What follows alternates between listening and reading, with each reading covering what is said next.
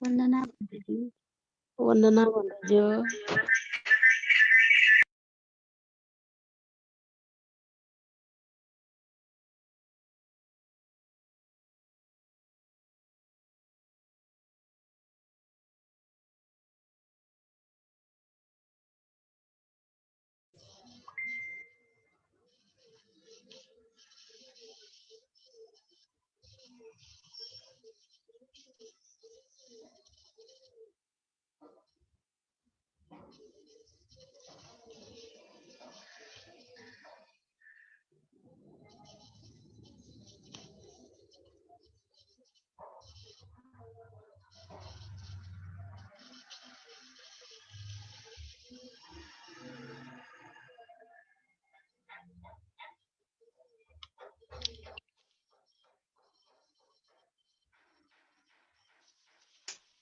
भगवान सर ना दाई।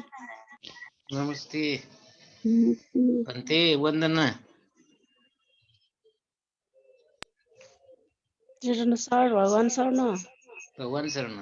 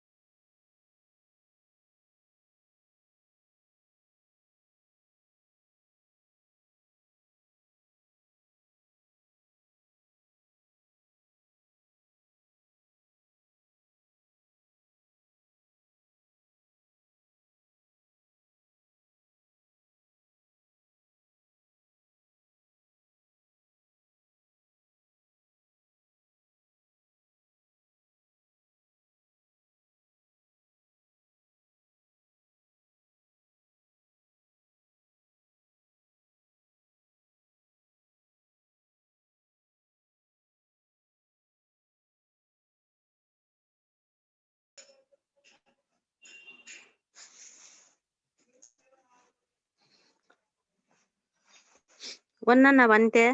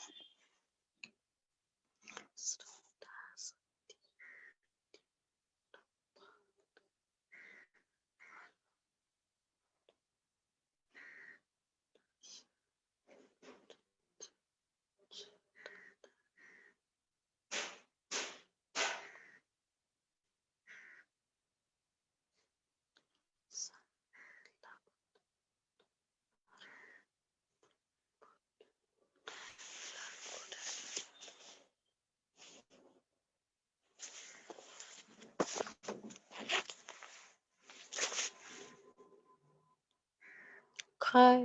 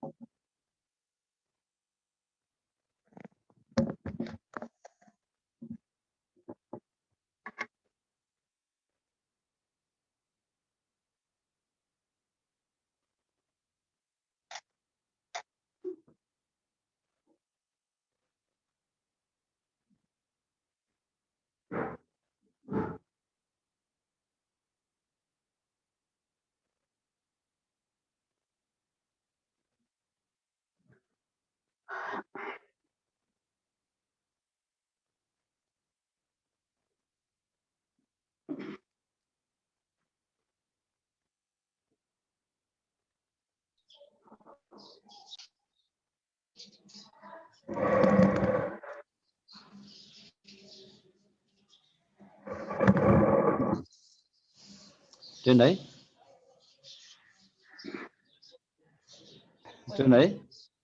भन्ते वन्दना त्यो भिक्समार्कसँग मिटिङ सोलाना जो ज्याजी दाना जने दे जने सुरजला क्लास गो सूर्यपी सुना यन्च उमर्ने जल जिला ऐसा गुणन मोठ्यानी गुणन मोलुनी महेन्द्र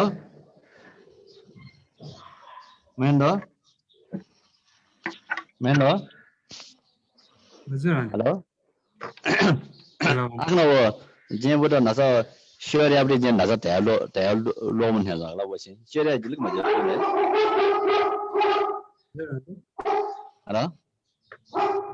हेलो जी शेरिया मजुनी भन्ते महेन्द्र हजुर भन्दै हेलो महेन्द्र भन्दै देन त जवाब देछौ दु शेयर या देखो या जोल मजे आग्ना दाजन दाजा त्याव मोटले हेलो हजुर भन्दै हेलो भन्ते यो बारे चाहिँ बीच ग्याप जचुनका भन्ते दु नि आउनु भन्ते न हजुर तै बियन चौंडु छबिसम्म त थेन्छ तै बिमिले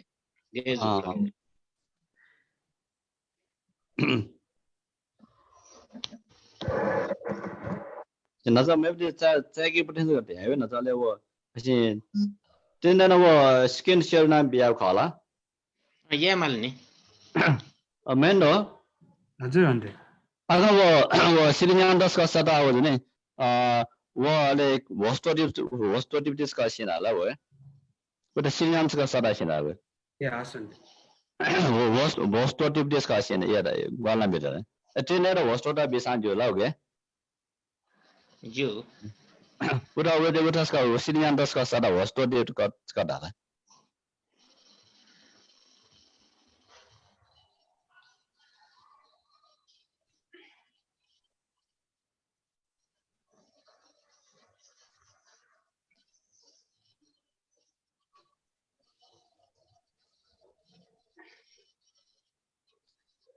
जिनाजा वो चाकी कोठा जको जिनाजा एक स्नावे लिबा आउँछु भन्ते अधिवेशन लागि छु मको तो से बेसमास से मिटिङ दो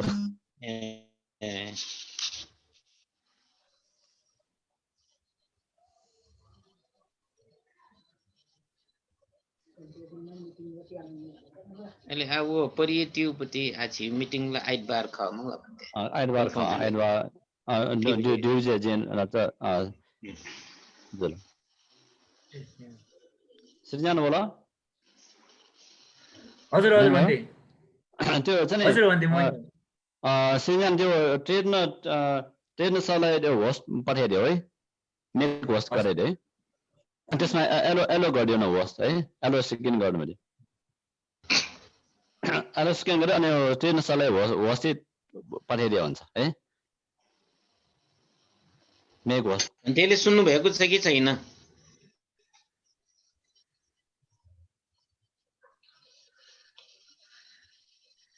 तेने होस्ट बोल मचका चेक ना भी होला मोनी जे याना चुनौदु host disable participant screen sharing का हुई चुनौ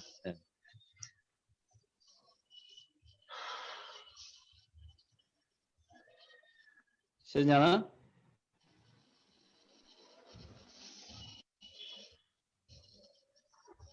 हजुर एक पक्नु छ भन्दै हुँदैछ होला हजुर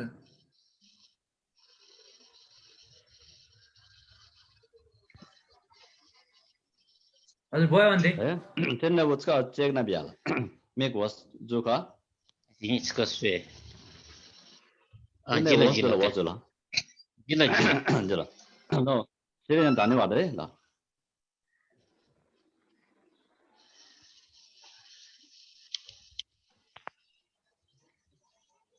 सुरु गरे पनि भयो कि भएन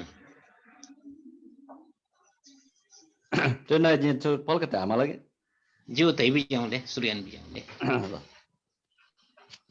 आज 2077 साल फागुन महिनाको 6 गते आज हाम्रो ट्रेन सरले हाम्रो बुद्ध र बुद्धवादको कोभिड अन्तिम वर्षको कक्षा लिइराख्नु भएकोमा आज पनि कक्षा लिइदिनुको लागि अनुरोध गर्न चाहन्छु। नमो तस्स भगवतो वरहतो सम्मा सम्बुद्धस्स। श्रद्धेय वरियन मन्त्रीलाई वन्दना। अग्रज हाम्रो केशरी दिदीलाई नमस्कार, अनि सबै सहभागी साथीहरूलाई पनि मङ्गल कामना छ। र आज बुद्ध र बुद्धवाद यो जुन चाहिँ परिधि शब्दमा कोभिड अन्तिम वर्षको अथवा तह 10 को तेस्रो प्रस्तुति भन्नु पर्यो। यसमा चाहिँ एउटा महत्त्वपूर्ण विषय छ। त्यो विषय भनेको प्रतीति समुत्पाद। प्रतीति समुत्पादको बारेमा हामीले चाहिँ धेरै कुरा गरिसके होला, अथवा विशेष रूपमा यो सदम कोभिडसम्म पुगिसकेपछि त प्रतीति समुत्पादको बारेमा सबैलाई थाहा हुनु नै पर्यो हैन। अब प्रतीति समुत्पाद भन्ना साथै 12 वटा कडी भएको यो संसार चक्रको एउटा चाहिँ विवरण विश्लेषण हो। बुद्धले चाहिँ बुद्धत्व प्राप्त गर्ने क्रममा जुन आश्रव-6 ज्ञान प्राप्त गर्नुभयो, आश्रव-6 ज्ञान प्राप्त गर्नको लागि उहाँले चाहिँ सबभन्दा पहिला प्राप्त गर्नुभएको ज्ञान नै के हो त भन्दाखेरि प्रतीति समुत्पाद ज्ञान। र प्रतीति समुत्पाद भन्ना साथै यो भएर त्यो भएको हो, अथवा बिना कारण कुनै पनि चिज हुँदैन। बुद्धको शिक्षामा हेतुवाद चाहिँ जुन एउटा महत्त्वपूर्ण विषयवस्तु हुन्, यो भएपछि त्यो हुन्छ, त्यो भएपछि त्यो हुन्छ भनेर यसरी एउटा चाहिँ 12 वटा करीको रूपमा यो विश्लेषण गरिएको एउटा चाहिँ जीवन चक्रको विश्लेषण भनेर भनिन्छ। अब यसमा सबै कुरा त कण्ठ नै होला, तैपनि अब 12 वटा करीको बारेमा भन्नु पर्दाखेरि हैन, सबभन्दा सुरुवातको कुरा अविद्याबाट सुरु हुन्छ। अविद्या पचया संखारा, संखार पचया विज्ञान, विज्ञान पचया नाम रूप पचया षडायतन, षडायतन पचया स्पर्श, फस्स पचया वेदना पचया तृष्णा, तन्हा पचया उपादान पचया भव पचया जाति पचया जरा मरण हैन। यसरी चाहिँ के हो त एवमय तस्स केवलस्य दुःख खण्डानं उपजति। यसरी चाहिँ दुःख स्कन्द, दुःखको कुरा मात्र चाहिँ के हो त उत्पत्ति हुन्छ। त्यसकारण सुरुवातको यो अविद्याको सरसर्ती कुरा गर्दाखेरि अविद्या भनेको अनभिज्ञता हो, अथवा चाहिँ यो भनेको मोह चेतसिक हो। अर्को शब्दमा भन्नु पर्यो भने हैन, के विषयमा अनभिज्ञता भन्दाखेरि यो चतुर्थ सत्यको बारेमा अनभिज्ञता भन्ने कुरा पनि हो। त्यहाँ यो अविद्याको कारणले के उत्पत्ति हुन्छ त भन्दाखेरि संस्कार उत्पत्ति हुन्छ। संस्कार भनेको के हो त यो जुन चाहिँ बनाउ चिजहरू हैन, त्यसलाई चाहिँ संस्कार भनिन्छ। अर्को शब्दमा भन्नु पर्यो भने ध्यान गुरुहरूले यो संस्कार भन्ना साथै प्रतिक्रिया गरेर एउटा चाहिँ स्टोर गरिराख्ने एउटा यसलाई चाहिँ संस्कार भने पनि छ। संस्करण गरिराख्ने, एकुमुलेसन गरिराख्ने यो संस्कार हो। संस्कारको आधारमा हाम्रो चित्त अथवा चाहिँ विज्ञान उत्पत्ति हुन्छ। जस्तो किसिमको संस्कार हो त्यस्तो किसिमको संस्कार विज्ञान उत्पत्ति हुन्छ भनेर भनिन्छ। अथवा अर्को शब्दमा भन्नु पर्यो भने संस्कारबाट नै के हो त विज्ञान उत्पत्ति हुन्छ भन्ना साथै प्रतिसन्धि विज्ञानको कुरा गर्दछ। अब यहाँ प्रतिसन्धि विज्ञानको कुरा गर्दाखेरि यो अतीत भव र अनागत भवसँग चाहिँ प्रतीति समुत्पादलाई सम्बन्धित गर्न खोजिएको चाहिँ छ। तर अब यो अलिकति क्रिटिकल्ली चाहिँ जाने भएकोले यो अब वेस्टर्नहरूले चाहिँ यो जति पनि 12 वटा करीहरू चाहिँ छन् त्यो सबै अतीतको पनि होइन, अनागतको पछिकोलाई पनि होइन। यो चाहिँ के हो त वर्तमान भवसँग नै सम्बन्धित गरेर बुद्धले देशना गर्नुभएको भनेर जुन भनिन्छ। तर अब हामीले सामान्यतया ट्रेडिसनल्ली यो प्रतीति समुत्पादको विश्लेषण गर्दाखेरि हजुर स्क्रिन सेयरिङ भइरहेको छैन खाली कुरामा होइन, यो प्रतीति समुत्पाद आइरहेको छैन। त्यो अगाडि त त्यो बिमार छ आउँदैछ, त्यो मैले भूमिका बाँधिरहेको हो हैन। ए त्यसकारण यो कुरा त सबैलाई थाहा छ, त्यसकारण यो कुरालाई मैले खालि चाहिँ त्यतिकै भनिरहेको मात्र हो त्यो हैन। यो चाहिँ यो किताबको विषयवस्तु नभए तापनि केही भूमिका मात्र बाँधिरहेको हो हैन। किताबको विषयवस्तुमा आउँदाखेरि म त्यो गरौँला, स्क्रिन सेयर गरौँला। त्यसकारण यो के हो त भन्दाखेरि मैले भन्न खोजेको यो कुरा पछि पनि आउँछ। जे होस्, यो चाहिँ अतीत, अनागत र वर्तमान भवको रूपमा जुन छुट्याइएको प्रकृति समुत्पादलाई यो वेस्टर्नर्सहरूले यो अतीत, अनागत, वर्तमानको कुरा होइन, यो वर्तमानकै कुरा मात्र हो भनेर भन्ने गरिन्छ। जुन कुरा चाहिँ होइन, यो परम्परागत विश्लेषण भन्दा अलिकति फरक चाहिँ छ। अनि त्यसकारण अविद्याबाट संस्कार, संस्कारबाट विज्ञान, विज्ञानपछि चाहिँ नामरूप, नामरूप भन्न साथै के भयो त, यो त अब थाहा पाएकै विषयवस्तु हो, जस्ट मैले रिकल मात्र गरिरहेको हो। नामरूप भन्न साथै पञ्चस्कन्धको कुरा हो, रूप, वेदना, संज्ञा, संस्कार, विज्ञान हैन। अब यसको विवरण गर्ने यो चाहिँ हैन विषयवस्तु, यो चाहिँ हैन टपिकको उद्देश्य होइन। जे होस्, नामरूप भन्न साथै के हो त, रूप, वेदना, संज्ञा, संस्कार, विज्ञान भयो। नामरूपको आधारमा के हुन्छ त भन्न साथै षडायतनको डेभलप हुन्छ। षड आयतन, छवटा आयतन, चक्षु, श्रोत, घ्राण, जिह्वा, काय, मन हैन। षडायतन भएपछि त्यो प्रत्येक चाहिँ आयतनको चाहिँ एउटा विषयसँग स्पर्श हुन्छ हैन। चक्षु, श्रोत, घ्राण, जिह्वा, काय, मनको स्पर्श कोसँग हुन्छ त भन्दाखेरि, र कोसँग आलम्बन हुन्छ त भन्दाखेरि रूप, शब्द, गन्ध, रस, स्पर्श र धर्मसँग सम्बन्धित हुन्छ। स्पर्श गरेर के हो त, त्यो स्पर्शपछि के उत्पत्ति हुन्छ त भन्दाखेरि वेदना हैन। वेदना भनेको अब 3 किसिमको पनि छ, 5 किसिमको पनि छ। अभिधर्म अनुसार 5 किसिमको हैन। सामान्य सूत्रमा चाहिँ यो 3 किसिमको, सुख वेदना, दुःख वेदना, असुख अदुःख वेदना भनेर भनिन्छ हैन। अब अभिधर्ममा जाँदाखेरि एउटा सौमनस्य वेदना, दौर्मनस्य वेदना भनेर फेरि दुईटा थपिन्छ। जे होस्, वेदनाको कुरा चाहिँ उत्पत्ति हुन साथै वेदनालाई के उत्पत्ति गर्छ भन्दाखेरि तृष्णा उत्पत्ति गर्छ। तृष्णा अथवा के हो त, क्रेभिङ हैन।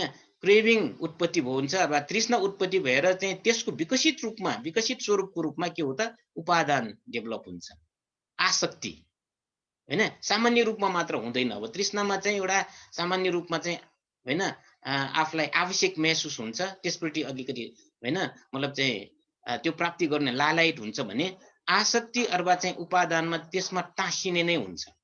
त्यो नभएपछि छटपटाहट हुन्छ, उपादानले छटपटाहट ल्याउँछ। त्यो उपादानको कारणले चाहिँ हाम्रो यो भव संसारको लागि चाहिँ आधार बन्छ।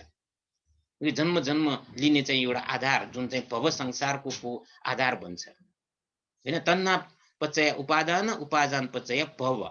अनि यो जन्म, यो भव संसार, भवको उत्पत्ति भएपछि, जन्म लिने कारणको चाहिँ उत्पत्ति भएपछि त्यसपछि के हो त, जाति अथवा जन्म लिन्छ हैन। आफ्नो चित्तको अवस्था अनुसार जन्म लिन्छ, अनि त्यो जन्म लिनेलाई जाति भन्छ। जातिपछि, जन्म लिएपछि अनि जरा मरणको जुन चाहिँ एउटा सुरुवात हुन्छ, जरा मरण हैन, अथवा चाहिँ बिरामी हुने अथवा वृद्ध हुने अनि मृत्यु हुने।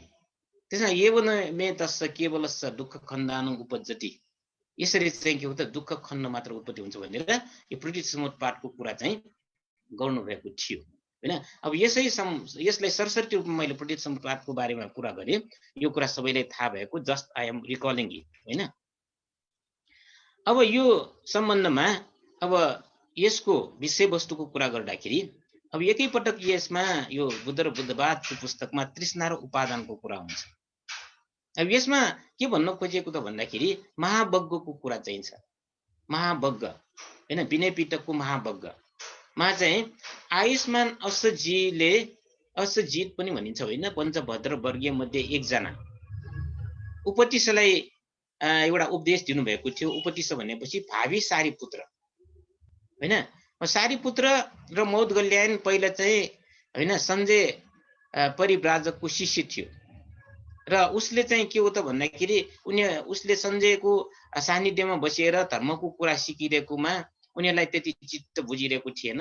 एक दिन चाहिँ के हो त, उपतिशले हैन अथवा भावी चाहिँ सारीपुत्रले अष्टजितलाई देखेर उहाँको चाहिँ हावभाव हेरेर धेरै प्रभावित भएको र प्रभावित भएर ओहो तपाईको हावभाव अथवा तपाईको हैन एउटा चाहिँ के हो त भन्दाखेरि गेस्चर भन्नु पर्यो एकदमै राम्रो छ, त्यसकारण तपाईको गुरु को हो तपाईको गुरुको सिद्धान्त के हो भनेर भन्दाखेरि मैले धेरै कुरा जानेको छैन, भर्खर भर्खर मैले प्रवचित भएको भनेर एउटा मात्र वाक्य भन्नुभएको थियो, ये धम्मा हेतुपभवा, हैन, ये धम्मा हेतुपभवा तेसं हेतु हैन तथागतो आह तेसं च यो निरोधो एवं वादी महासमनोति भनेर यसरी एउटा गाथा भन्न ल्याएकोमा आदि मात्र गाथा भन्ना साथै हैन उपतिष्ठलाई चाहिँ के हो त धर्मचक्षु उत्पत्ति भएको भनेर भनिन्छ।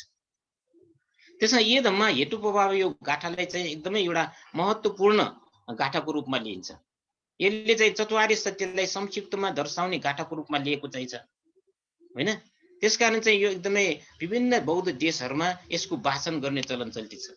नेपालमा पनि नेपालको परम्परागत बौद्ध धर्ममा प्रत्येक चाहिँ पूजा गर्दाखेरि ये धम्मा हेतुपभवा भनेर चाहिँ भन्ने चलन छ, हैन। यो चाहिँ जुन एउटा मूल चाहिँ बुद्धको असजीको यो वचन हो त्यो चाहिँ एकदमै इम्पोर्टेन्स महत्त्व दिएर यो वाचन गर्ने चलन छ। हामी चाहिँ हैन वज्राचार्य गुरुहरूबाट चाहिँ केही कर्मकाण्ड गराउने क्रममा पनि यो कुरा चाहिँ बार चाहिँ यो चाहिँ वाचन गरिन्छ, हैन। अनि अब यस्तै किसिमले चाहिँ बुद्धले बुद्धत्व प्राप्ति पछि एउटा उदाहरण व्यक्त गरेको थियो। यहाँ तृष्णा र उपादानको कुरा आइरहेको छ, त्यसैलाई सन्दर्भ गरेर चाहिँ यहाँ विश्लेषण भइरहेको छ। एउटा उदाहरण यो पनि एकदमै नेपालमा अथवा बौद्ध देशहरूमा धेरै चाहिँ हैन प्रचलित चाहिँ छ, हैन। एउटा चाहिँ हैन अब सबैलाई थाहा होला बुद्धको यो पहिलो वचन पनि भनिन्छ। पहिलो वचन भनेको यो कसैले भनेको त होइन, हैन, यो चाहिँ आफ्नै आफसे आप भगवान बुद्धको श्रीमुखबाट निस्किएको, यसलाई चाहिँ उदाहरण भनेर भनिन्छ। यसमा के भन्नु बुद्धले के सर्वप्रथम बुद्धत्व प्राप्तिपछि के आफ्नो मुखबाट निस्केको त भन्दाखेरि अनेक जाति संसारं, हैन, सन्धाविसं अन्यविसं गहकारक गवेशन्तु दुःखा जाति पुनः पुनः गहकारक दित्तोसी पुनः गेहं न काहसी सब्बाते फासुका भग्गा गहकुतं विसंखितं विसंखारगतं चित्तं तन्नानं खै मज्जगा भनेर यसरी एउटा चाहिँ एकदमै महत्त्वपूर्ण गाथा, एकदमै एउटा चाहिँ के हो त भन्दाखेरि बुद्धले प्राप्त गर्नु भएको जुन ज्ञानलाई चाहिँ एउटा चाहिँ त्यसमा समाहित हुने किसिमले यो जुन उदाहरणको गाथा चाहिँ बुद्धको श्रीमुखबाट निस्केको थियो।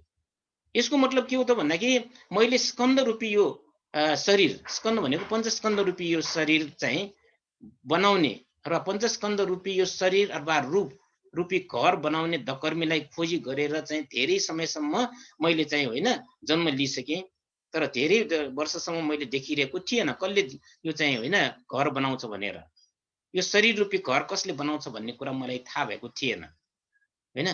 र यो अहिले भर्खर मैले जुन चाहिँ के हो त तृष्णा रूपी दकर्मीलाई अहिले मैले देखिसकेँ। त्यसकारण यो दकर्मी अथवा जुन चाहिँ हाम्रो शरीर बनाउने यो जुन चाहिँ हाम्रो पञ्चस्कन्धको शरीर जुन बनाउँछ यसको कारण के हो त भन्दाखेरि तृष्णाले यो शरीर बनाउँछ भन्ने कुरा बुद्धले भन्नुभएको हो, हैन।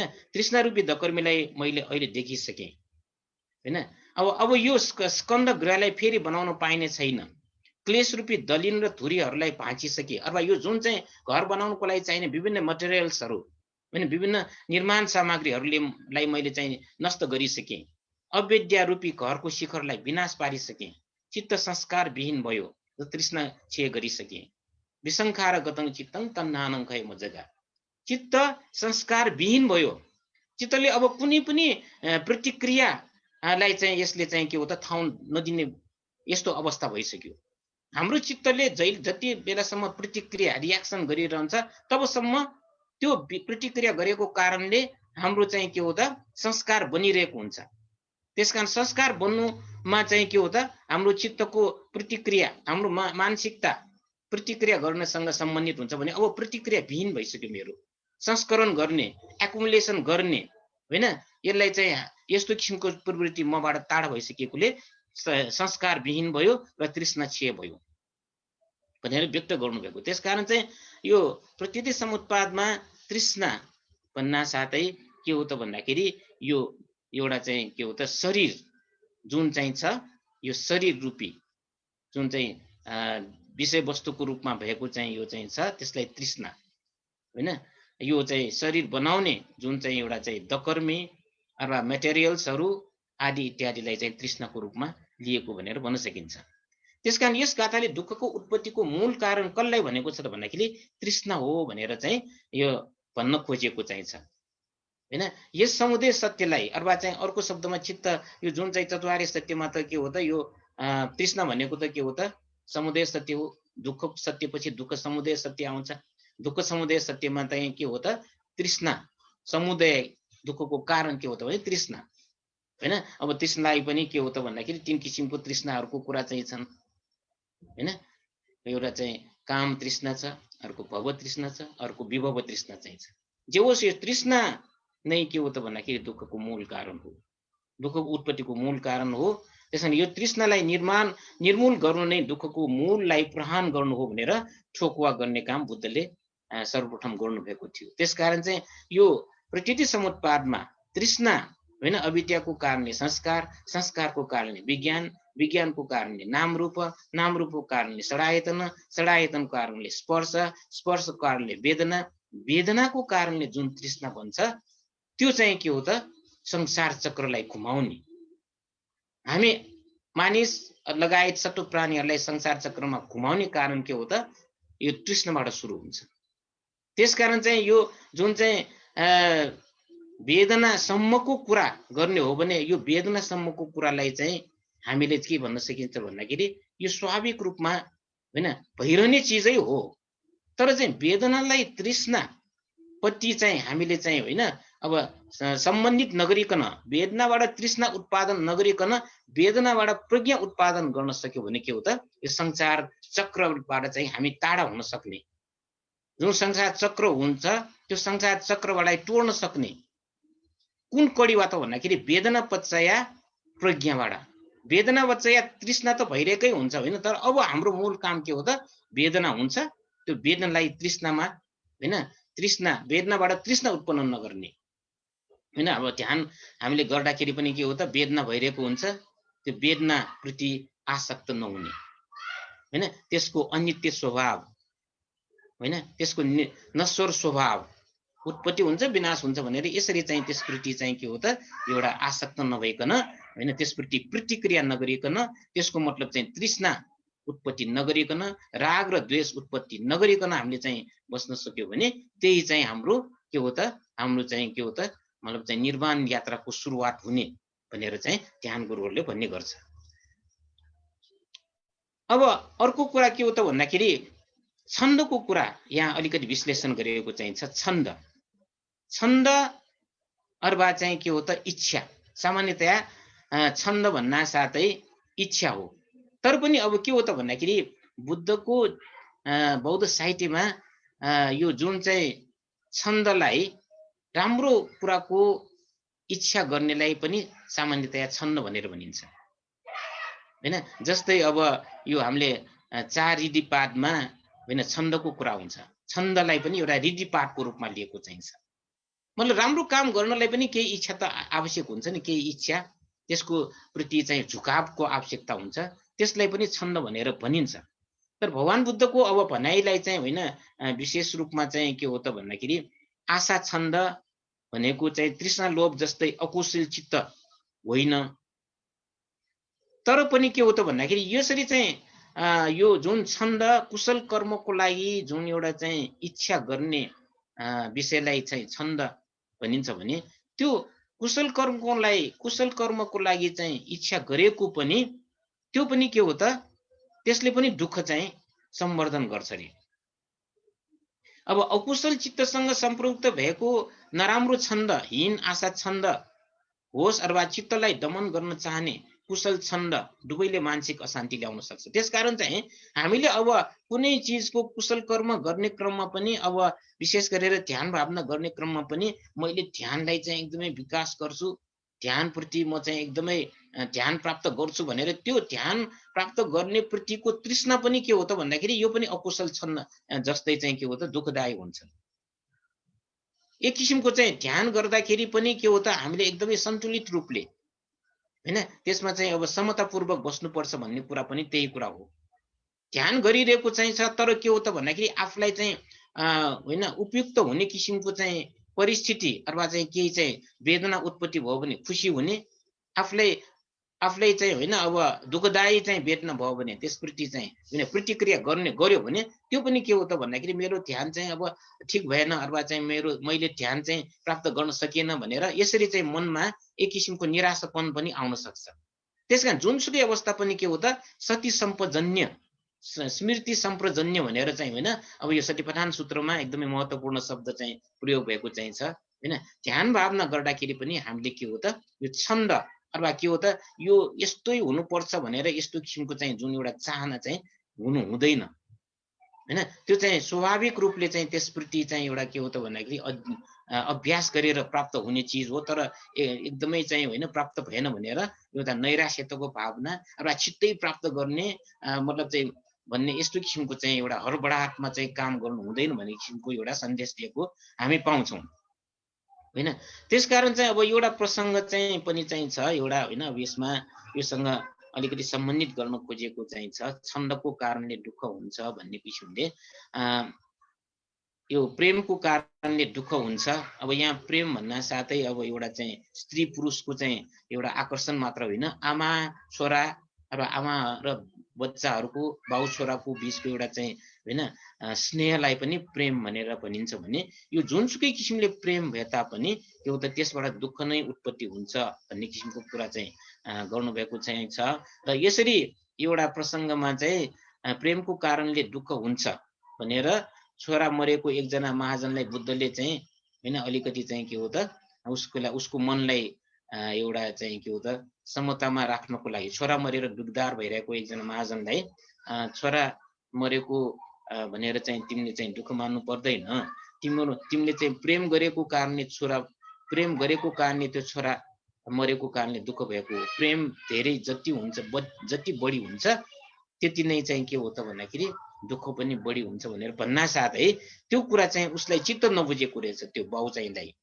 कहाँ प्रेमले पनि दुःख हुन्छ र प्रेमले त सुख हुन्छ भनेर यसरी सारा होइन मानिसहरूलाई बताउँदै भगवान बुद्धले त यस्तो पो भन्यो प्रेमको कारणले दुःख हुन्छ अरे, यो कुरा त हुनै सक्दैन भनेर यसरी चाहिँ भन्दै चाहिँ कौशल राजाको कानमा समेतै परेको थियो अरे प्रसेनजित। अनि प्रसेनजितले पनि यो पनि हुन्छ र यस्तो पनि बुद्धले भन्नुभएको रहेछ होइन प्रेमको कारणले दुःख हुन्छ भनेर भन्यो, यो कुरा त ठिक छैन भनेर भन्दाखेरि अनि कौशल राजाको महारानी मल्लिका देवीले होइन बुद्धले चाहिँ भन्नुभएको होइन जुन चाहिँ छ यो ठिक छ, प्रेमले नै चाहिँ दुःख हुने हो, प्रेमको कारणले नै दुःख हुने हो भनेर सविस्तार चाहिँ मल्लिकाले प्रसेनजित कौशललाई चाहिँ एउटा चाहिँ होइन ब्रिफिङ गरेको कुरा पनि चाहिन्छ। त्यसकारण चाहिँ अब धम्मपदमा पनि छ होइन पेमतो जायति सोको पेमतो जायति भयं पेमतो विपमुत्तस्स नत्ति सोको कुटो भयं। त्यसकारण चाहिँ छन्द जुन चाहिँ एउटा चाहिँ नराम्रो छन्द मात्र होइन राम्रो छन्दले पनि दुःख हुन सक्छ। त्यसकारण यो चाहिँ जति पनि छन्दको कुरा आउँछ जब त्यो चाहिँ के हो त भन्दाखेरि इच्छासँग चाहिँ होइन प्रबल इच्छासँग सम्बन्धित हुन गएपछि यो चाहिँ के हो त यसले भोग संसारलाई लम्ब्याइदिन्छ भन्ने कुरा यहाँ भन्न खोजेको हो। अनि एउटा महत्त्वपूर्ण कुरा यहाँ के भन्न गरेको छ भन्दाखेरि हामीलाई चाहिँ विभिन्न वस्तुहरूको आकर्षण हुन्छ र कुनै विभिन्न वस्तुहरूको आवश्यकता हुन्छ। हामीले आवश्यक भएको कारणले मात्र विषय वस्तुलाई ग्रहण गरिरहेका हुँदैनौँ। यदि आवश्यक भएको विषय वस्तु मात्र हामीले चाहिँ प्राप्त गर्ने प्रयास गर्ने हो भने हाम्रो आवश्यकता भनेको के हो र होइन एउटा चाहिँ के हो त खाना लाउने बस्ने यति त हो नि। तर चाहिँ के हो त भन्दाखेरि यो संसारमा विभिन्न वस्तुहरूको आकर्षणले पनि के हो त यो आकर्षणले गर्दाखेरि पनि यो चाहिँ के हो त भन्दाखेरि यसप्रति चाहिँ तृष्णा उत्पत्ति हुन्छ अथवा चाहेको हुन्छ। त्यहाँ कुनै वस्तु आवश्यक भएको कारणले भन्दा पनि वस्तुको आकर्षणले चाहेको हुन्छ। यो कुरा त आजकल धेरै चाहिँ हामीले भन्न सकिन्छ होइन। अब हामीले चाहिँ फर इक्जाम्पल भनौँ कि हाम्रो प्रत्येकको हातमा चाहिँ मोबाइल छ होइन, यो मोबाइलको प्रत्येक हातमा चाहिँ मोबाइल छ। 10 वर्ष अगाडिको कुरा विचार गरौँ त, 10 वर्ष मात्र होइन अब केही 5 वर्ष अगाडिको मात्र कुरा गरौँ, हामीले मोबाइल भन्ने कुरा नै थाहा छैन। त्यसबेला हामीले त्यसको कुनै पनि होइन आवश्यकता महसुस भएको पनि थिएन मलाई मोबाइल चाहियो भनेर। तर अब चाहिँ के हो त प्रत्येकको मनमा के हो त मोबाइल चाहिन्छ हैन। अब झन् चाहिँ बच्चाहरूलाई त के हो त एकदमै चाहिँ सोफिस्टिकेटेड आइफोन चाहिन्छ। अनि यो किन भयो त भन्दाखेरि त्यो वस्तुको आकर्षणले हामीले आवश्यक भन्दाखेरि पनि त्यो वस्तुले को आकर्षणले अथवा विभिन्न किसिमले एडभर्टाइजमेन्ट गरेको हुन्छ हैन, विभिन्न विद्युतीय सञ्चार माध्यममा चाहिँ एडभर्टाइज गरिरहेको हुन्छ। त्यसको कारणले गर्दाखेरि हामीलाई चाहिँ त्यो आवश्यक जस्तो चाहिँ हुन जान्छ। अदरवाइज हामीलाई आवश्यकै छैन हैन। हामी मोबाइल बिना पनि त अब हामीले जिन्दगी चाहिँ बिताइसकेका छौं नि, तर अब आएर चाहिँ मोबाइल चाहिँ हाम्रो लागि चाहिँ एउटा जीवनको अंग भइसकेको छ। त्यसको लागि चाहिँ चाहना हाम्रो चाहिँ बढिसकेको छ।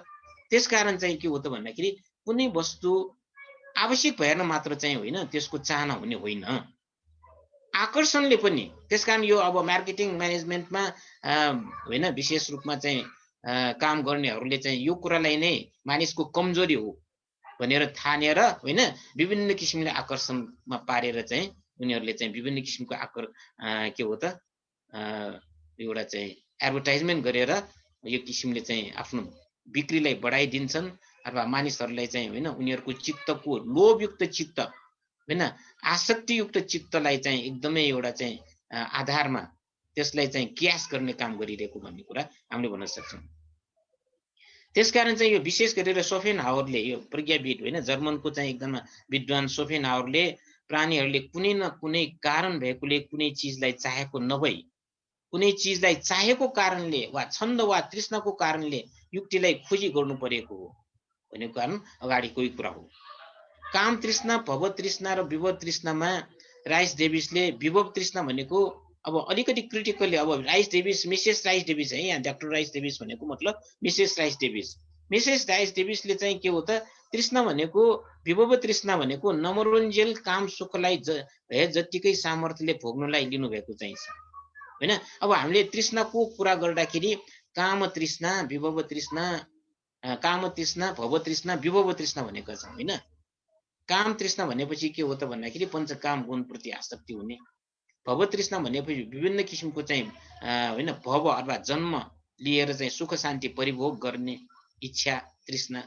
र विभव तृष्णा भन्दा साथै कुनै पनि किसिमको चाहिँ हैन यो चाहिँ हैन मतलब चाहिँ यो जन्म मरण भनेको छैन, मरेपछि दुम्मै राजा हो, कुशल अकुशल कर्म गर्नु पर्दैन भन्ने यो जुन चाहिँ विचार हो त्यसलाई विभव तृष्णा भनिन्छ भने राइस डेभिसले विभव तृष्णा भनेको हैन नमरुन्जेल काम गुण सुखलाई भए जतिकै हैन सामर्थ्यले भोग्नुलाई लिनु भएको चाहिँ छ हैन।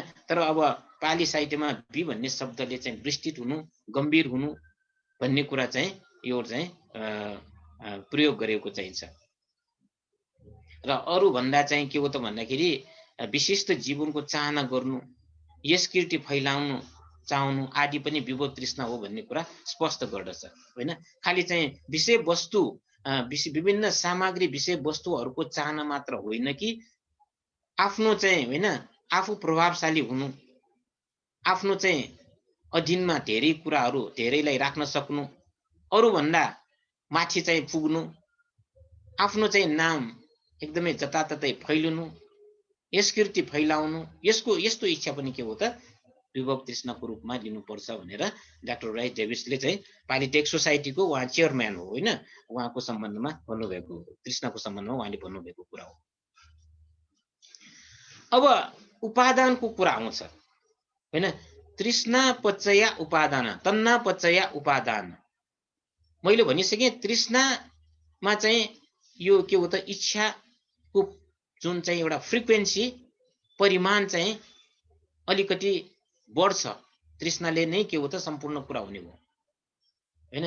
अब तृष्णालाई चाहिँ हैन अब यदि म्यानेज गर्न सकिएन भने त्यसबाट के हो त उपादान डेभलप हुन्छ, आसक्ति टाँस्ने। एउटा वस्तु देख्यो बजारमा, एउटा वस्तु देख्न साथै त्यो चाहिँ आवश्यक भयो हैन, त्यसको लागि चाहिँ प्रयत्न गर्नु पर्यो।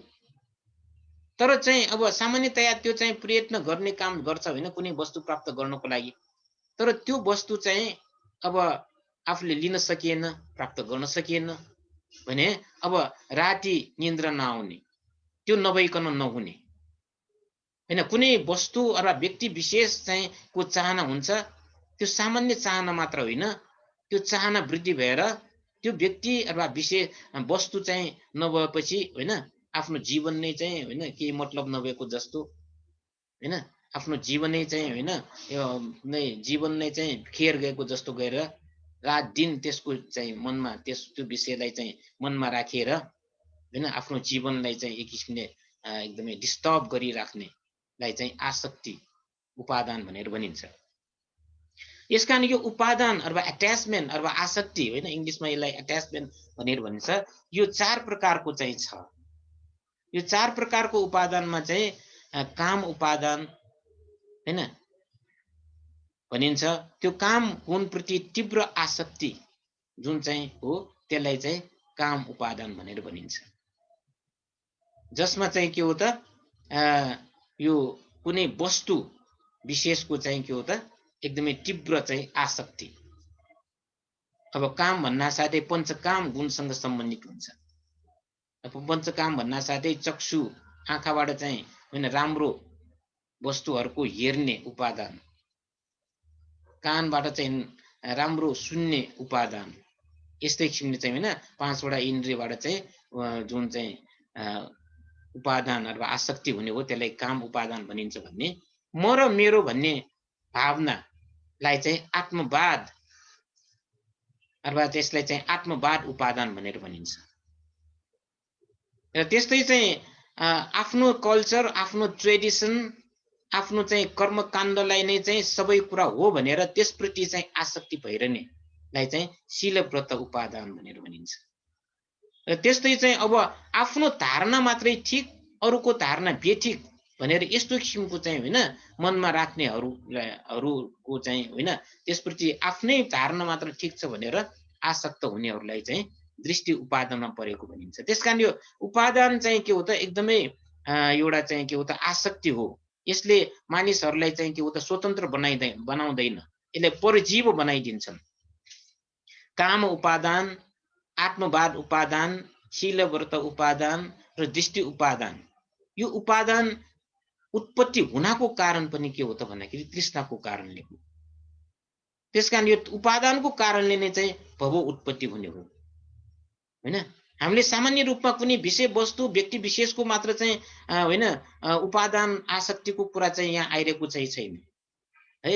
अब व्यक्ति विशेषको र विषय वस्तुको मात्र उपादानलाई त काम उपादान भनेर भन्यो। अनि अर्को चाहिँ के हो त म र मेरो भन्ने भावना प्रतिको आसक्ति पनि हुन्छन्। मै हुँ भनेर भन्ने यस्तो अहंकार रूपी चाहिँ चेतनाले पनि आत्मवाद उपादान, यो पनि उपादान हो। त्यस्तै मेरो कल्चरल ट्रेडिसन मात्र ठिक छ, अरूको कल्चर ट्रेडिसन ठिक छैन, अथवा यो जुन अब विभिन्न किसिमको कर्मकाण्डको कुरा गर्छन्, कर्मकाण्ड योले चाहिँ हाम्रो जीवनलाई चाहिँ समग्र रूपमा हामीलाई जीवनलाई चाहिँ कल्याण गर्छ भनेर यस्तो किसिमको उपादान गरेर कर्मकाण्ड गर्नेहरू पनि धेरै चाहिँ छन्। यसप्रति उपादान शीलव्रत उपादान। र अर्को चाहिँ सबभन्दा खतरनाक उपादानको रूपमा के हो त भन्दाखेरि आफ्नै दृष्टिकोण मात्र ठिक छ। आफू जुन परिप्रेक्ष्यमा जुन चाहिँ होइन एउटा चाहिँ सामाजिक परिप्रेक्ष्यमा जन्मिएको चाहिँ छ त्यहाँ भएको चाहिँ मूल्य मान्यता मात्रै ठिक छ। आफू जुन परिप्रेक्ष्यमा जन्मेको हो र आफ्नो धर्म मात्रै ठिक छ भनेर जुन भनिन्छ त्यो चाहिँ के हो त दृष्टि उपादान हो, जिट्ठी उपादान हैन।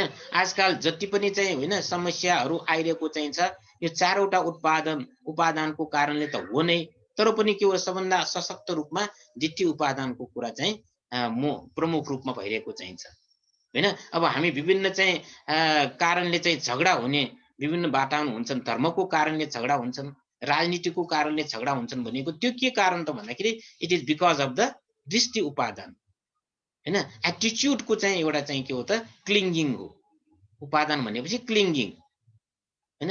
त्यो जुन चाहिँ दृष्टि, जुन चाहिँ हामीले लिएको चाहिँ जुन धारणा, मूल्य मान्यता मात्रै ठिक छ अरू ठिक छैन भनेर जुन एउटा धारणा डेभलप भयो भने त्यो मानिसको चाहिँ के हो त राम्रो कुरा सुन्ने चाहिँ जुन उसको चाहिँ एउटा उसको चाहिँ क्षमता हो त्यो क्षमताको चाहिँ हैन ह्रास गरेको सरह हुन्छ भनेर भन्नुभएको चाहिँ छ। त्यसकारण बुद्ध एकदमै एउटा विनम्रतापूर्वक चाहिँ बुद्धले 2टा कुरा चाहिँ गरेको हामीले यहाँ याद गर्नुपर्छ।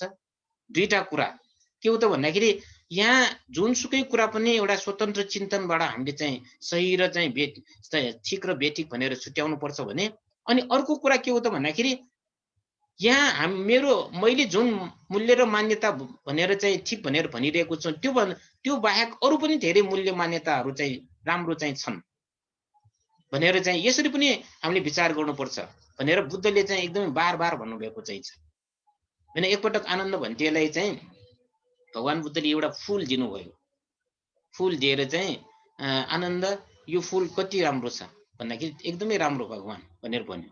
अनि त्यसपछि चाहिँ यो फूल बाहेक अरू पनि यो संसारमा फूलहरू छन् कि छैनन् भन्दाखेरि धेरै अरू फूलहरू पनि छन्, धेरै राम्रा राम्रा फूलहरू छन् भनेर भनेपछि अनि बुद्धले चाहिँ आनन्द भन्टेलाई भन्नुभएको थियो यस्तै किसिमले चाहिँ मैले भनेको कुरा चाहिँ राम्रो होला, ठिक होला हैन, त्यो पनि एउटा चाहिँ सत्य हो भने यो मैले भनेको बाहेक अरू पनि कुराहरू धेरै चाहिँ ठिक हुन सक्छन्। त्यसकारण राम्रो कुरा भनेको सबैको ग्रहण गर्नुपर्छ, आफ्नै मात्र ठिक छ भनेर भन्नु पनि हुँदैन भनेर विटक्क सन्तान सुक्तमा चाहिँ एकदमै बुद्धले एउटा महत्त्वपूर्ण कुरा गर्नुभएको चाहिँ छ। कुनै पनि धर्मगुरुहरूले चाहिँ यस्तो कुरा गर्नुभएको चाहिँ छैन। सबै धर्मगुरुले मेरै मात्र ठिक छ, मेरै मात्र ठिक छ भनेर भन्नुभएको चाहिँ, तर चाहिँ बुद्धले मैले भनेको कुरा भनेको एउटा फूल मात्र हो, अरूहरू पनि संसारमा फूलहरू छन् भने अरूले भनेको कुरा पनि राम्रो हुन सक्छन् है भनेर एकदमै एउटा चाहिँ भिन्नता बुद्धको यो चाहिँ यस्तो किसिमको चाहिँ स्वभाव चाहिँ हामीले चाहिँ धेरै देख्छौँ। त्यसकारण चाहिँ यो कुनै पनि विषयमा हामी उपादान हुनु हुँदैन, तर हाम्रै चाहिँ होइन परिप्रेक्ष्यमा हामीले देखिरहेका छौँ स्वधर्मे निधनं श्रेय परधर्म भयावह भन्ने चाहिँ एउटा हामी संस्कृतिमा पनि जिरहेका छौँ हैन। आफ्नै धर्म बरु चाहिँ मृत्यु हुने, अरू धर्महरूको चाहिँ भनेको भयावह भनेर हामीले सुरुदेखि नै चाहिँ के हो त अब यसको अभिप्राय सायद अरू नै हुन सक्छ, तर के हो त अरू धर्मलाई कुनै पनि किसिमले चाहिँ ग्रहण गर्नु हुँदैन, बरु आफ्नै धर्ममा मृत्यु हुनु ठिक छ भनेर यस्तो किसिमले पनि हाम्रो चाहिँ हैन हामीलाई सिकाइरहेका हुन्छन्। त्यसकारण यसमा एकदमै सतर्क हुनुपर्छ, हामी दृष्टि उपादानबाट चाहिँ बस्नुपर्छ। आफ्नै मात्र ठिक छ, आफ्नै परिवेशमा भएका विभिन्न चाहिँ सैद्धान्तिक कुराहरू दर्शनहरू मात्र ठिक छ भन्ने कुरा होइन भनेर यसरी चाहिँ उपादानबाट टाढा हुनुपर्छ भन्ने कुरा चाहिँ भन्नुभएको हो। त्यसकारण सबै गलत छन् भन्ने बादै दृष्टि उपादान हो हैन। जतिसुकै सही सिद्धान्त भए तापनि होइन, त्यो सही सिद्धान्त भए तापनि ती सिद्धान्तहरू चाहिँ नित्य स्थावर र दृढ रूपले मुठीमा राख्नु सम्भव छैन। कुनै कुनै सिद्धान्त अपरिपूर्ण हुन सक्छ, तर प्रिय ज्ञान अपरिपक्व भएकाहरूलाई त्यो चाहिँ अपरिपूर्ण भए तापनि के हो त हिट गर्ने पनि हुन सक्छ रे। यो पनि एकदमै महत्त्वपूर्ण कुरा हो। परिपूर्ण नभएको सिद्धान्तले पनि होइन प्रज्ञ ज्ञान होइन मतलब चाहिँ पुरा नभएकाहरूलाई कुनै कुनै मानिसहरूलाई चाहिँ हिट गर्ने पनि हुन सक्छ सर्टेन लेभलसम्म होइन। सिलको कुरा मात्र गरेको चाहिँ छ भने त्यो अपरिपूर्ण भयो, तर सिलको मात्र होइन कुरा गर्ने अथवा चाहिँ त्यसको मात्र विश्लेषण गर्ने सिद्धान्तलाई चाहिँ होइन ठिक छैन भनेर भन्नु त मिलेन होइन। कसैलाई चाहिँ होइन त्यति कुराले नै पनि हिट गर्ने पनि हुन सक्छ। त्यसकारण भगवान बुद्धले कुनै पनि सिद्धान्तलाई चाहिँ कति पनि आलोचना नगरी होइन उपेक्षा भाग राखी त्यसै छोड्नु भएको चाहिँ छ। अब हामीले चाहिँ दीर्घ निकायको ब्रह्मजाल सूत्र पढिसकेको होला। दीर्घ निकायको ब्रह्मजाल सूत्रमा होइन बुद्धले एकदमै एउटा चाहिँ के हो त विनम्रतापूर्वक त्यस बेलाको चाहिँ विभिन्न होइन अब 62 प्रकारको कति प्रकारको चाहिँ जुन चाहिँ सिद्धान्त चाहिँ छ त्यो सिद्धान्तको बारेमा त्यसको औचित्यताको बारेमा उनीहरूको चाहिँ होइन अभ्यास गरेको आधारमा यतिसम्म प्राप्त गरेको हो हैन। त्यो पूर्ण रूपमा गलत भन्नुपर्ने आवश्यकता छैन भनेर बुद्धले भन्नुभएको छ हैन। अभ्यासको आधारमा हैन अब कोही चाहिँ अब आलार कालामको कुरा चाहिँ गरौँ, उदकराम पुत्रको कुरा गरौँ। आलार कालामले चाहिँ के हो त सर्टेन लेभलसम्मको ध्यान प्राप्त गर्यो हैन, त्यस्तै उदकराम पुत्रले सर्टेन लेभलसम्मको ध्यान प्राप्त गर्यो। त्यस्तै किसिमले अन्यहरूले पनि अन्य चाहिँ धर्मगुरुहरूले पनि केही प्राप्त गरेको अवश्य होला, तर यो कुरा चाहिँ त्यो धर्मगुरुहरूमा हुनु हुँदैन कि यो नै सम्पूर्णता हो भनेर त्यो चाहिँ धारणा भयो भने फेरि यो दृष्टि उपादान हुन्छ। यो भन्दा पनि माथिको कुरा चाहिँ छ भन्ने कुरा चाहिँ उनीहरूले स्वीकार गर्न सक्यो भने आफूलाई पनि राम्रो हुन्छ भन्ने कुरा बुद्धले भन्न खोज्नु भएको हो। त्यसकारण चाहिँ ज्ञान को सम्बन्धमा हामीले चाहिँ होइन मतलब चाहिँ यो आफ्नो दिमागलाई आफ्नो चाहिँ चित्तलाई चाहिँ एकदमै खुल्ला रूपमा राख्नुपर्छ। धेरै राम्रा कुराहरू अन्य ठाउँमा पनि अन्य निकायमा पनि हुन सक्छ भन्ने कुरामा चाहिँ जहिले पनि हेक्का राख्नुपर्छ भन्ने किसिमको बुद्धको चाहिँ भनाइ हो। त्यसमा बुद्धले पनि अब होइन सबै 6 वर्षसम्मको अभिनिष्क्रमणको क्रममा त धेरै धर्मगुरुहरूसँग सङ्गत गरे, सबैको कुरा सिक्यो। सिकेर चाहिँ के हो त भन्दाखेरि चित्तको सम्पूर्ण जुन रूपमा चाहिँ क्लेश विमुक्त गर्नको लागि चाहिँ यो चाहिँ के हो त भन्दाखेरि पूर्ण रूपमा यसको चाहिँ होइन क्षमता छैन। त्यसकारण भनेर बुद्धले चाहिँ आफ्नै किसिमले होइन अझ चाहिँ त्योभन्दा माथिल्लो स्तरको ज्ञान प्राप्त गर्नको लागि उहाँले चाहिँ होइन प्रयास गरेको हो, जुन प्रयास चाहिँ बुद्धत्व प्राप्तबाट चाहिँ उहाँको चाहिँ पुरा भएको थियो।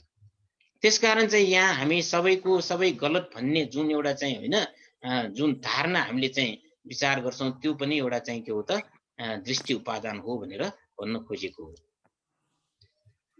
र प्रकृति समुत्पादमा प्रत्यय वा पच्चयको कुरा चाहिन्छ। प्रत्यय भन्ना साथै के हो त सम्पर्क राख्नु भन्ने अर्थ व्यक्त गर्दछ भनेर भनिन्छ। जस्तै अब बन्दुकबाट गोली निस्कनुमा बन्दुकमा गोली भर्नु, वरिपरिको वातावरण, बन्दुक हान्नु आदि सबै कारण समावेश भएका हुन्छन्।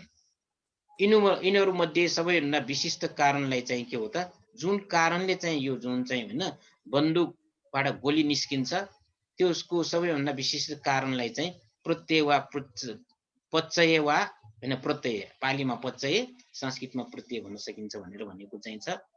र यो प्रत्ययको कुरा चाहिँ विशेष गरेर विश्लेषण गर्ने काम चाहिँ कहाँ भइरहेको छ त भन्दाखेरि अभिधर्मको 7औं ग्रन्थमा होइन यो पठान भन्ने चाहिँ एउटा चाहिँ ग्रन्थ चाहिन्छ।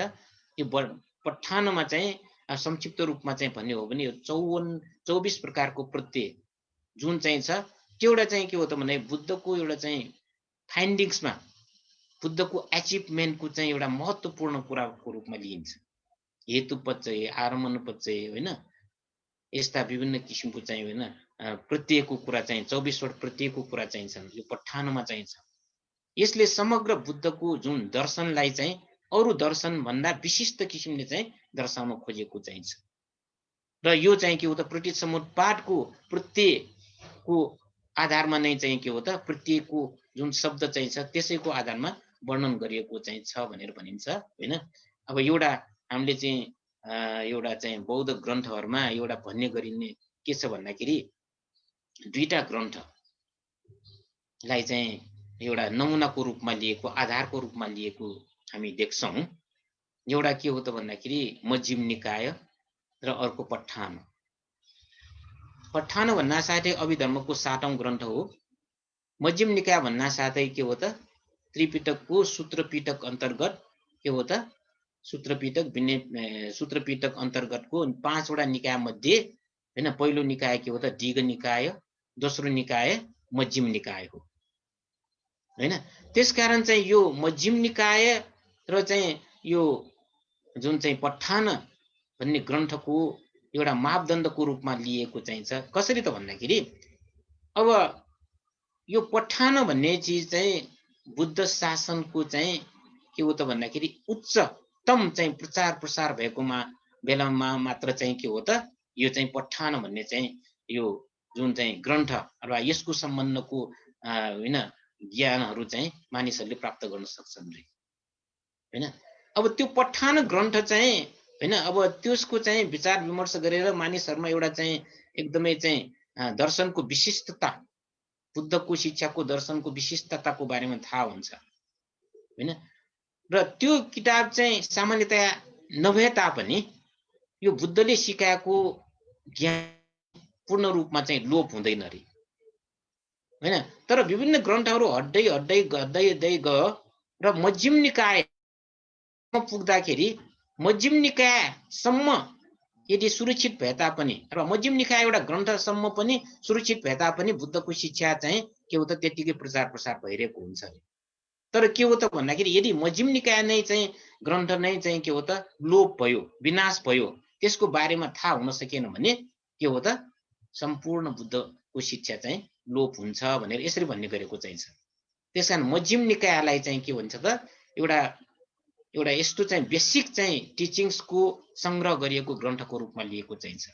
त्यो एउटा ग्रन्थ मात्र पढे पनि के हो त महत्त्वपूर्ण चाहिँ बुद्धको शिक्षाहरू हासिल गर्न सकिन्छ र बुद्ध शासनलाई सुदृढ गर्नको लागि त्यो एउटा पुस्तक भए पनि पुग्छ भनेर एउटा न्यूनतम रूपमा मध्यम निकाय हैन म्याक्सिमम रूपमा के हो त पठानलाई लिएको चाहिन्छ र यो पठानको कुरा त्यसकारण के हो त विशिष्ट चाहिँ बुद्धको शिक्षाको रूपमा हामीले चाहिँ यसलाई चाहिँ हैन दिने गरेका छौं र यसबाट चाहिँ के हो त बुद्धको समग्र शिक्षाको चाहिँ कति चाहिँ हैन यसको उचाइ छ भन्ने कुरा यसले चाहिँ मापन गर्दछ। अब यो अविद्या र तृष्णाको दुईटा कुरा चाहिँ हैन अविद्याको कारणले यो प्रतीति समुत्पाद सुरु भएको भन्ने कुरा चाहिँ हामीले सुरुमा गरे र तृष्णाको कुरा आयो। यसमा एउटा के हो त भन्दाखेरि यो प्रतीति समुत्पाद धर्म अनुसार अविद्या दुःखको मूल कारण भने तापनि हैन अविद्या दुःखको मूल कारण भने तापनि पछि चाहिँ धेरै स्वतन्त्र देशनाहरूमा तृष्णा नै दुःखको मूल कारण भएको उपदेश छ। त्यसकारण चाहिँ यसमा अब अलिकति चाहिँ विचार विमर्श गर्दाखेरि यो तृष्णा र अविद्या भनेको परस्पर उपकारक धर्मको रूपमा लिन सकिन्छ भनेर भन्ने गरेको हो हैन। अविद्याद्वारा अवरोध नगरे तापनि तृष्णा छ भने नयाँ जीवन उत्पत्ति हुने कुरा चाहिँ अङ्गुत्तर निकायको चिक निकातमा प्रथम भव सूत्रमा वर्णन गरिएको चाहिँ छ हैन। यसकारण चाहिँ के हो त यो अविद्या र तृष्णा एक अर्काको उपकारक धर्मको रूपमा अथवा चाहिँ एक किसिमले भन्नु पर्यो भने कम्प्लिमेन्ट्रीको रूपमा चाहिँ यसलाई लिन सकिन्छ भन्ने कुरा चाहिँ गर्नुभएको हो। विज्ञान र नामरूप पनि अविद्या र तृष्णा जस्तै परस्पर उपकार गर्ने धर्महरू हुन् भनेर दिग निकाय महानिदान सूत्रमा उल्लेख गरिएको चाहिँ छ। त्यसकारण चाहिँ प्रतीति समुत्पादको कुरा गर्दाखेरि यो पछि यो भनेर जुन आइरहेको चाहिँ छ अविद्याको कारणले संस्कार उत्पत्ति हुन्छ संस्कारको कारणले विज्ञान उत्पत्ति हुन्छ भनेर विश्लेषण गर्दा गर्दै पनि के हो त भन्दै उल्टोबाट पनि के हो त त्यो भएपछि यो हुने मात्र होइन कि ऊ भएपछि त्यो हुन्छ भन्ने किसिमले यसरी पनि वर्णन गरेको कुरा हामीले चाहिँ सुरुको यो हैन यो सायद चाहिँ सद्धम्म कोविदको मध्यम वर्षमा पनि यसको बारेमा अलिकति वर्णन गरिसकेको चाहिँ छ। त्यसकारण चाहिँ यो अविद्या र तृष्णाको परस्पर उपकारक धर्मको रूपमा हामीले बुझ्नु पर्यो। अब आउँछ प्रतीति समुत्पाद प्रतिको चाहिँ पश्चिमेली धारणा हैन। यो बुद्धवादको चाहिँ मुख्य विशेषता भनेकै पश्चिमेलीहरूले चाहिँ बुद्धको टिचिङ्सलाई कस्तो किसिमले लिइरहेको छ भन्ने कुरा हो। तर सबै पश्चिमेली होइन हैन अलिकति के हो त भन्दाखेरि बौद्धिक रूपमा मन्थन गर्ने हैन बुद्धि विलास गर्ने भन्नु पर्यो अर्को शब्दमा भन्नु पर्यो भने हैन बुद्धि विलास गर्ने चाहिँ पश्चिमेली विद्वानहरूले यो जुन चाहिँ बुद्धको टिचिङ्सलाई विभिन्न किसिमले चाहिँ कमेन्टहरू गर्ने गरेको चाहिँ छ र उनीहरूको कमेन्टलाई चाहिँ विशेष गरेर फेरि पूर्वेलीहरूले चाहिँ हैन क्लियरिफिकेसन गरेको चाहिँ छ हैन। यो कुरा चाहिँ अब यो जुन प्रतीति समुत्पादको बारेमा पनि पश्चिमेलीहरूको कस्तो धारणा हो त भन्ने कुरा हामीले चाहिँ अलिकति विचार विमर्श गरौँ।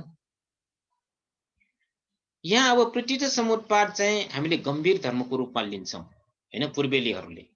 तर पश्चिमेली प्रज्ञाविदहरूले यसको व्याख्या गर्ने क्रममा यो चाहिँ के हो त भन्दाखेरि विभिन्न किसिमले कल्पना र चिन्तना गरेको पाइन्छ हैन। अब कसैले यो सिद्धान्त अन्य भारतीय धार्मिक सिद्धान्तहरूमा पनि देखा पर्छ भनेका छन्। त्यसकारण यो पुरै चाहिँ बुद्धको सिद्धान्त मात्र होइन यो भारतीय धार्मिक सिद्धान्त अन्य धार्मिक सिद्धान्तहरूमा पनि यो देखा पर्छ भनेर भनेका छन्। निदान संयुक्त र दिग निकाय महाप्रदान सूत्रमा बुद्धले पुरानो मार्गसित तुलना गरी प्रतीति समुत्पादको उपदेश दिनुभएको कुरालाई आधार मानेर यस्तो कुरा उठाएको हुन सक्छ हैन। निदान संयुक्त भन्ने ग्रन्थ दिग निकाय भन्ने ग्रन्थको चाहिँ हैन अब यो संयुक्त निकाय र दिग निकायको चाहिँ एउटा चाहिँ ग्रन्थहरूमा बुद्धले यो जुन चाहिँ मार्ग मैले बताएको हो यो पुरातन मार्ग नै हो भनेर चाहिँ जुन भन्नुभएको कारणले यो प्रतीति समुत्पाद पनि अगाडि नै भइसकेको कुरा हो भारतमा अगाडि नै भएको कुरा भनेर चाहिँ भन्ने गरेको पनि चाहिँ छन्। यो बारेमा हामीले अस्ति पनि केही कुरा गरेका थियौं। पुरानो चाहिँ धर्म नै हैन यस धम्मो सनातनो धेरै अगाडिदेखिको धर्म भनेर भन्नुको मतलब के हो त भन्दाखेरि यो बुद्धको काल भन्दा 1000-2000 वर्ष अगाडिको भनेर चाहिँ भन्न खोजिएको होइन एउटा बुद्ध त्योभन्दा अगाडिको बुद्धको समयमा बुद्धले भन्नुभएको भनेर चाहिँ यसरी चाहिँ के हो त त्यो अगाडिको बुद्धले भनेको कुरालाई नै मैले चाहिँ यहाँ फेरि भनिरहेको छु भनेर भन्न खोजेको हो।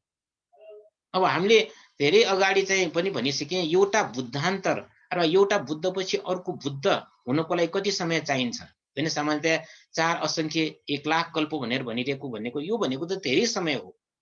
त्यसकारण चाहिँ यहाँ के हो त बुद्धले चाहिँ मैले यो पुरातन मार्ग नै मैले चाहिँ के हो त को कुरा गरेको हो भनेर भनेपछि त्यो समाजमा त्यसबेला प्रचलित चाहिँ अन्य धर्मनिकायको कुरासँग सम्बन्धित गरेर त्यही कुरा बुद्धले चाहिँ फेरि चाहिँ के हो त एनालाइसिस गरेको जस्तो किसिमले गरेर बुद्धलाई अलिकति हलुका गर्न खोजेको चाहिँ धेरै चाहिँ छन्। यो पश्चिमेलीहरूले पनि त्यस्तै किसिमले चाहिँ गर्न खोजेको हो। बुद्धले चाहिँ यो महानिदान होइन निदान संयुक्त र चाहिँ दिगनिकायको महाप्रदान सूत्रमा चाहिँ पुरातन मार्गसँग सम्बन्धित कुरा हो यो प्रतीत समुपाद भन्नुको अर्थ चाहिँ यहाँ होइन एकदमै यो चाहिँ के हो त बुद्ध अरु अगाडिको बुद्धले चाहिँ भन्नुभएको मार्गसँग सम्बन्धित गर्न खोजेको हो, न कि चाहिँ त्यसबेला प्रचलित अन्य चाहिँ के हो त धर्म सम्प्रदायमा चाहिँ भएको कुरालाई चाहिँ उहाँले चाहिँ भन्न खोजेको हो हैन। यसरी कुरा चाहिँ हामीले बुझ्नुपर्छ। तर प्रोफेसर ज्याकोबले चाहिँ के हो त यो विशेष गरेर यो प्रतीत समुत्पादको समग्र कुरालाई नै अलिकति चाहिँ कमेन्ट गर्न खोजेको चाहिँ छ हैन। प्रतीत समुत्पाद बुद्ध युग बितिसकेपछि मात्र प्रादुर्भाव भएको भनेर पनि भन्ने गरेको चाहिँ छ हैन। अब यो चाहिँ उनीहरूको चाहिँ आफ्नो किसिमको चाहिँ विश्लेषण हो। तर होइन अब एउटा चाहिँ बुद्धको समग्र चाहिँ हामीले साहित्य अध्ययन गर्ने क्रममा प्रतीत समुत्पाद बुद्धको चाहिँ सुरुको हैन जुन चाहिँ अब यो आश्रक्ष ज्ञान प्राप्त गर्नुभयो त्यसै आश्रक्ष ज्ञान प्राप्त गर्ने क्रममा प्राप्त भएको ज्ञान हो। त्यसलाई अनुलोम र प्रतिलोम प्रतीत समुत्पादको अनुलोम भनेपछि सुरुदेखि अन्तसम्म अविद्यादेखि होइन जरामरणसँग त्यसलाई अनुलोम र जरामरणबाट फेरि चाहिँ के हो त अविद्यासम्मको प्रतिलोम अनुलोम र प्रतिलोम गरेको कुरा विशिष्ट रूपमा चाहिँ जुन चाहिँ उल्लेख गरेको कुरा भएको कारणले गर्दाखेरि यो चाहिँ के हो त पश्चिमेलीहरूले यस्तो किसिमले चाहिँ हलुका रूपले यो टिप्पणी गरेको कुरालाई चाहिँ हामीले त्यति चाहिँ वास्ता गर्नु आवश्यक छैन जस्तो मलाई लाग्छ।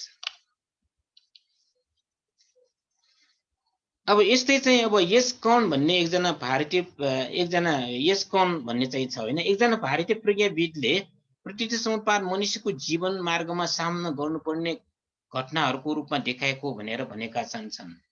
र यो म्यानुअल अफ बुद्धिज्ममा येस्कनले अविद्याले चाहिँ मातृ गर्भभित्र मनुष्य सर्वप्रथम प्रतिसन्धि रहँदा केही नजानिएको शून्य भावलाई देखाउँछ र मानिस जन्मेर यताउतिको संस्कार व्यवस्थाको चोट खाएर मात्र जान्न सकिने चित्त त्यसमा प्रवेश भएर आउँछ भने भाषान्तरण गर्ने गरेको चाहिँ छ। मतलब चाहिँ यो अलिकति चाहिँ के हो त भन्दाखेरि यो जुन मानिस यो चाहिँ प्रतिसन्धि अथवा आमाको गर्भमा जुन चाहिँ बस्दाखेरि सुरुको चित्तलाई चाहिँ प्रतिसन्धि भनेर भनिन्छ होइन। त्यो चित्तबाट चाहिँ विकास हुँदै हुँदै चाहिँ आउँदाखेरि यो त्यसबेलासम्म यो विज्ञान पूर्ण रूपमा चाहिँ विकसित हुँदैन भइरहेको हुँदैन र यो जान्न सकिने विज्ञान अथवा चित्त चाहिँ पछि चाहिँ यताउति संस्कार व्यवस्थाको चोट खाएर मात्र हैन उत्पत्ति विनाशको बारेमा चाहिँ चोट खाएर मात्र चाहिँ यो विज्ञानको चाहिँ विकास हुन्छ भनेर भन्नुभएको कुरा पनि एउटा के हो त भन्दाखेरि अलिकति चाहिँ यो मूल पाली साहित्यसँग चाहिँ यो अलिकति नमिल्दो किसिमको कुरा चाहिँ छ। उनीहरूले सरस्वती भन्यो तर के हो त भन्दाखेरि च्युति चित्त अन्तिम चित्त एउटा भवको अर्को भवको प्रथम चित्त प्रतिसन्धि चित्त भन्नासाथै त्यो चित्तको चाहिँ जुन एउटा चाहिँ क्रमिक रूपमा चित्त भन्नासाथै त्यसमा चाहिँ के हो त नाम पनि नाम र रूप दुवै मिसिएको हुन्छ होइन। अब हामीले त्यो कुराको बारेमा अगाडि पनि धेरै कुरा गरिसके। एउटा चित्त अथवा विज्ञान मात्र चाहिँ के हो त अस्तित्वमा रहन सक्दैन।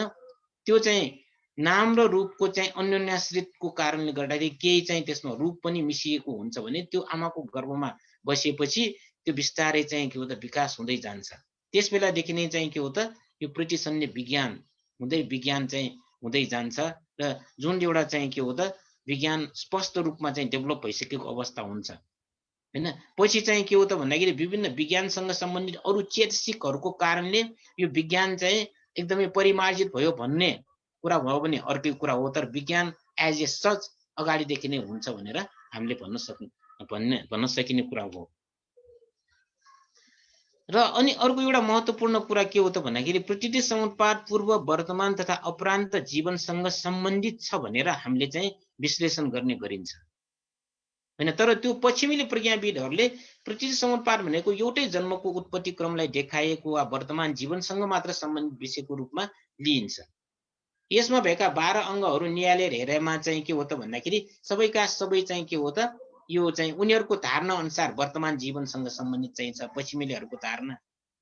तर चाहिँ यो पूर्वेलीहरू अथवा चाहिँ यो जुन चाहिँ सामान्यतया होइन पृथ्वी समुत्पातको हामीले चाहिँ वर्णन गर्दाखेरि यो दुईटा अविद्या र संस्कार चाहिँ पूर्वान्त जीवनसँग सम्बन्धित भएको, विज्ञान नामरूप षडायतन फस्स वेदना तन्ना र उपादान वर्तमान जीवनमा अन्तर्निहित भएको र भव जाति जरा मरण चाहिँ अपरान्त जीवनसँग सम्बन्धित भएर भव संसारमा विचरण गराउने धर्मको रूपमा जुन चाहिँ एउटा चाहिँ हैन प्रारम्भिक बुद्ध धर्म थेरवादमा वर्णन गरिएको चाहिँ छ। तर चाहिँ के हो त यो पूर्व वर्तमान र अपरान्त भनेर जुन चाहिँ एउटा पृथ्वी समुत्पातलाई चाहिँ विश्लेषण गर्ने काम गर्दछ त्यो कुरा चाहिँ के हो त पश्चिमेलीहरू होइन यो त चाहिँ यो समग्र यो वर्तमान जीवनसँग मात्र सम्बन्धित कुरा हो भनेर यसरी भन्ने गरेको चाहिँ छ। त्यसकारण चाहिँ अब यो कुराको सम्बन्धमा पनि धेरै चाहिँ होइन विचार मन्थन भइसकेको अवस्था चाहिँ छ हैन। विभिन्न प्रसिद्ध विद्वानहरूले यो पश्चिमेलीहरूको धारणा मिल्दैन भनेर भनिरहेको चाहिँ छ। तर पनि अब यसलाई चाहिँ के हो त अब एक किसिमले चाहिँ होइन आफ्नो एउटा चाहिँ दृष्टि उपादान यसमा डेभलप गरेर पश्चिमेलीहरूले आफ्नै किसिमको यो किसिमले चाहिँ विवरण चाहिँ दिने र विश्लेषण गर्ने काम चाहिँ भइरहेको चाहिँ छ होइन। अब त्यसलाई चाहिँ हामीले आफ्नै दृष्टिकोणले कसरी त्यसलाई चाहिँ होइन लिन सकिन्छ त्यसमा आफ्नै चाहिँ एउटा विवेक प्रयोग गरेर यसलाई चाहिँ स्वीकार गर्ने विषयको रूपमा हामीले लिनुपर्छ मलाई चाहिँ यस्तो किसिमले लाग्छ होइन। त्यसकारण अब यो पृथ्वी समुत्पातको यो वर्णन यो जुन चाहिँ पूर्व वर्तमान र अपरान्त जीवनसँग सम्बन्धित सँगै सायद चाहिँ आजको समय सकिएको जस्तो चाहिँ छ हैन। अब यसको बारेमा अरू पनि धेरै कुराहरू चाहिँ छन् र भव संसारको बारेमा कुरा पनि चाहिँ छन्। यसको बारेमा अर्को क्लासमा हामी चाहिँ विश्लेषण गरौँला, व्याख्या गरौँला अथवा छलफल गरौँला। आजलाई यति मात्रै गरौँ र सबैलाई चाहिँ मङ्गल कामना गर्दछु।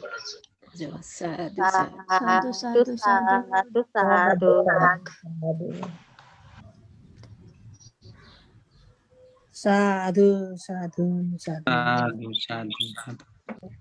भगवान शरण ल अब चाहिँ साधु साधु साधु भगवान शरण